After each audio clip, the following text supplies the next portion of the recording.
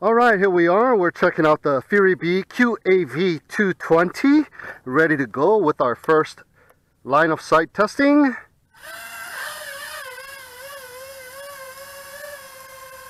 You know, one thing I gotta say about this quadcopter is that I really like the landing pods actually. It lands really good. And so far she's very, very smooth and quiet.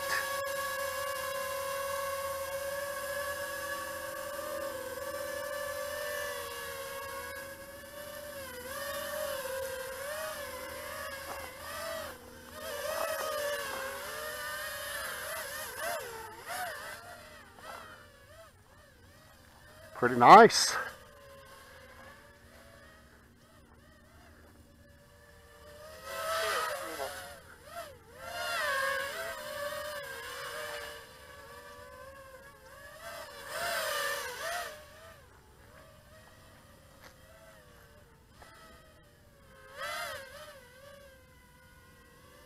Okay, let's do a little punch out. And she has lots of power too. Wow. Big loud noise. Yeah, with that battery on the top, still very stable.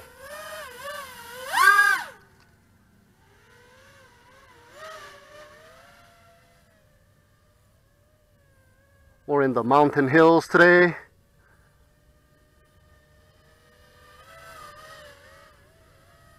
With the rocks.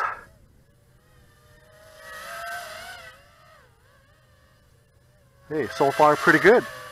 Very, very nice. I'm going to flick it over to acro now. We are in acro.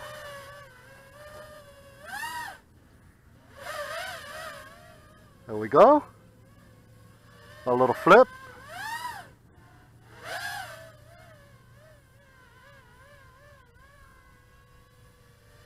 And very stable in acro too.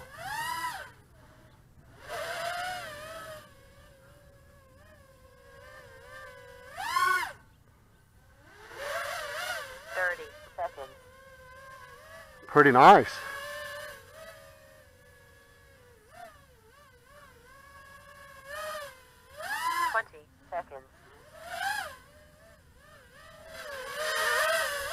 Woohoo!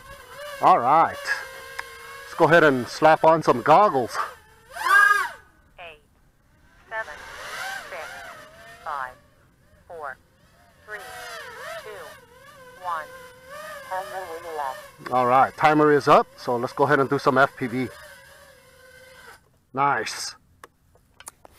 All right, here we are ready to go with our FPV flight. Seems like my voltage meter is not working. It's blinking away at 0.0.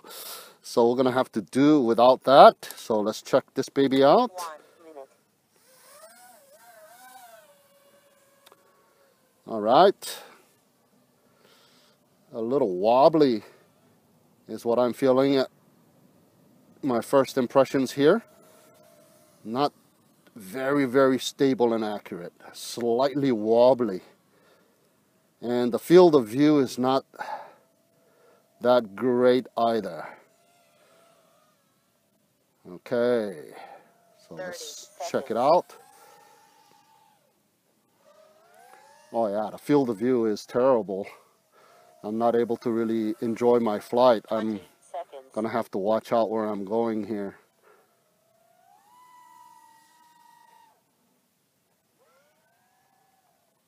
Ten, 9, 8, 7, 6, 5.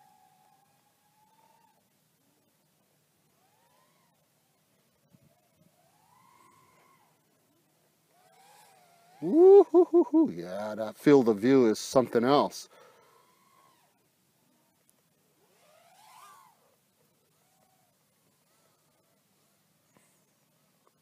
This is more like a nice cruiser, not a very good acrobatic flyer.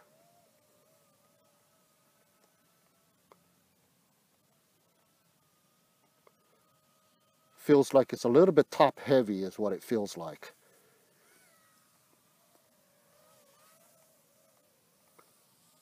Okay, I'm kind of getting the hang of it here.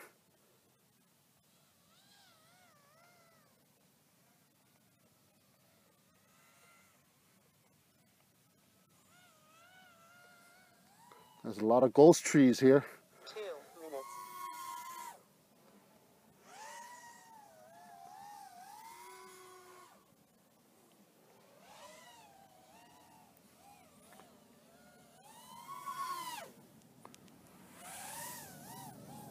Okay, getting the hang of it. I hear a car passing by.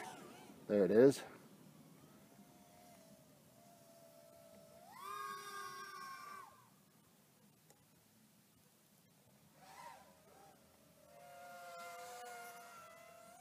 Okay, where am I? Okay. Yeah, it's a little bit hard to fly around and enjoy your normal FPV here. You kind of have to guess where you're going. Yeah, I'm getting very dizzy headed too. Yeah, maybe change out the camera. That will help a little bit. And adjust the parameters so it doesn't wobble as much with the battery on the top. Okay, flying for about 3 minutes now. Yeah, so far it's okay, but you do have to tweak this thing out to your liking. Not the nice flyer like the Dark Max right out of the box. 30 seconds. That one just flew fantastic right out of the box. You don't even have to do anything to it, just about. Yeah, but this one is a little bit different. Seconds. You have to do a lot of work. I have to change out the VTX and soft mount the ESCs and try to get rid of that heat. 9, 8, Okay. 7, 6. Long flight time 5, though. 4, 3, 2, 1. Timer when elapsed.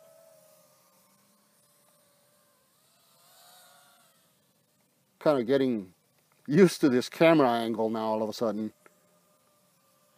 I don't know if that's a good thing, but anyways, I'm going to go ahead and bring it in for a landing. So that is our first FPV flight with the QAV220.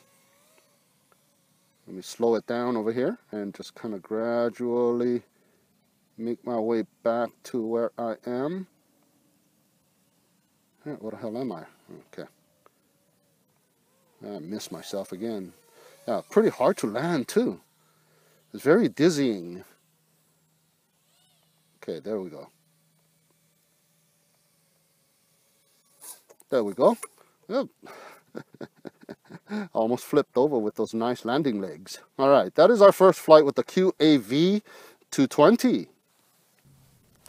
All right, just got done flying the QAV220 by FuriBee, and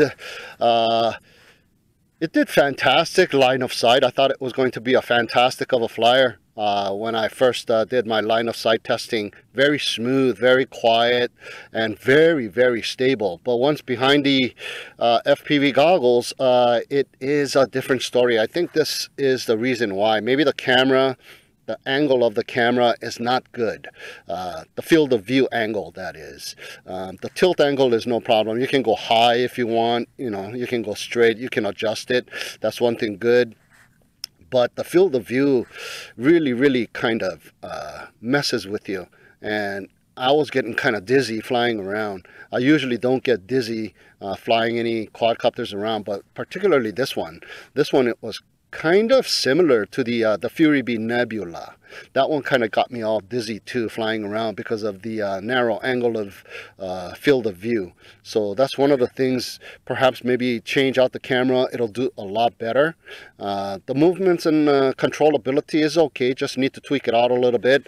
Maybe increase my D values just a little bit because of the battery being on top of the quadcopter, so it's a little bit top heavy, so you got to kind of compensate your adjustments for that. Now, as you see, I have my ESCs taped up with black tape, and the reason why I did that is because when I first got this thing and I did a hover test, this bottom portion of the quadcopter, this plate right here, was getting super hot. I mean, you couldn't even touch it. Felt like it was burning hot, but there's nothing on there. I don't see why that would get hot. The flight controllers and the ESC, or the VTX and the power distribution board, it wasn't hot at all to the touch, but the bottom plate was getting hot. So this also comes with some LED lights on the bottom of the motor pod. Well, I desoldered the wires for the LED lights, just thinking maybe there's some kind of I don't know, conduction going through the carbon fiber frame.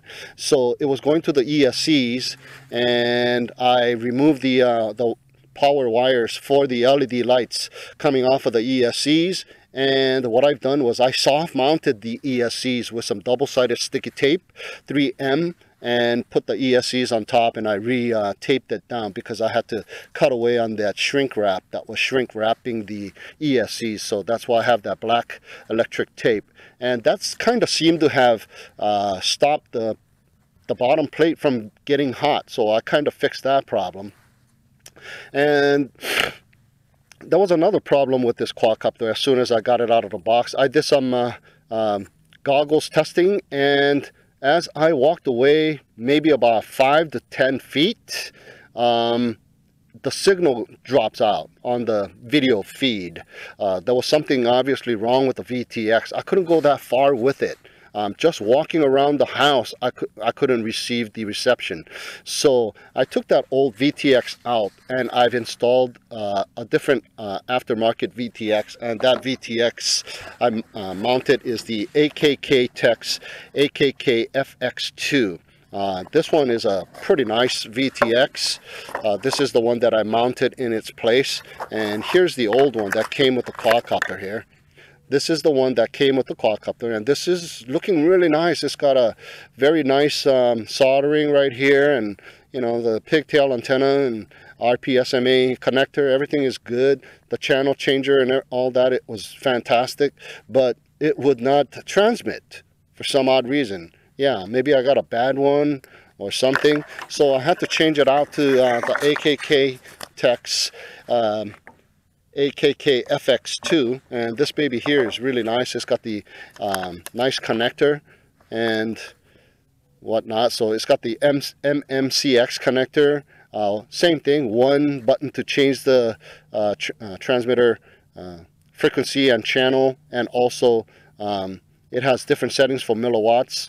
So that is very, very nice, and it fits right in there, and the connector fit perfectly in there. So just awesome switch over. So now the VTX is working. I'm getting good image, but the field of view is really, really bad. So the motors on this baby here are the 2205 2600 kV motors, and the props that they give you are the 5042 tri-bladed props. The ESCs are the BLHeli S 25 amp D-Shot ESCs, and the triple stack build here has the VTX on the top. The ESCs, well, the ESCs are down here, I'm sorry. The flight controller is in the middle. The power distribution board is on the bottom, and the flight controller is the Omnibus F4 SD. So it has a micro SD card slot on the bottom, so you can do your black box data logging, and it has Betaflight OSD, but the voltage does not work on this baby here. So yeah, and it has a convenient boot button as well, right next to right here. You can see that. So if you want to upgrade on your firmware, very easy to do on this one. I did upgrade it to 3.2.1. Yeah, and so the VTX supposed to be the TX35B, but I switched it out to the AKK FX2. So all in all, it's an okay experience. I kind of like the build. It has tons of room to do all kinds of stuff. You can probably put a action cam right on the top, move the battery slightly to the back. It's got a nice antenna fixture right in the back, and the battery cable is a little bit loose. I need to zip tie it down to one of the standoffs to secure it, but you put it through this little area right here to cut out. I try to put some electric tape, but I kind of put it too high. You need to kind of stretch out, so I'm probably going to put another piece of electric tape to hold that down, and maybe zip tie this battery cable. Yeah, so the battery goes right on the top. So I got the XM Plus receiver mounted on the bottom of the top plate here. So, and the top plate measures in at 2 millimeters, and the bottom plate measures in at 2 millimeters as well. It's a single piece of bottom plate, that square piece, and then the arms get attached to it. So the arms are detachable, and they are the 4 millimeter carbon fiber arms. And it has this nice blue texture on this one. Kind of like the Nebula, it had that purple texture. Well, this one has kind of like that blue theme going on. Pretty nice. All in all, it's okay. I would recommend you, for the first time, if you're going to get a racer like this one, if you like the QAV style, go ahead and check this out, but you will have to do a couple of tweaking. That heat dissipation problem, I'm not sure what that is, so that's kind of a question mark. But all I did was soft mount the ESCs, and like I said, took the LED lights off, and that kind of solved the problem. You know, another quadcopter that is really nice is the Dark Max. The Dark Max is really nice, and I just got done doing a FuriBee Stormer 220. That one is really nice too, right out of the box. The Stormer and the Dark Max share basic stuff, all the circuitry and the components, so very, very nice. This one, however, shares the same type of circuitry as the FuriBee Nebula, kind of similar to that one there. So all in all, pretty nice. So there you have it, guys, my flight test and review of the FuriBee QAV220. Thank you so much for tuning in and watching. Have a great day, and we'll see you again next time.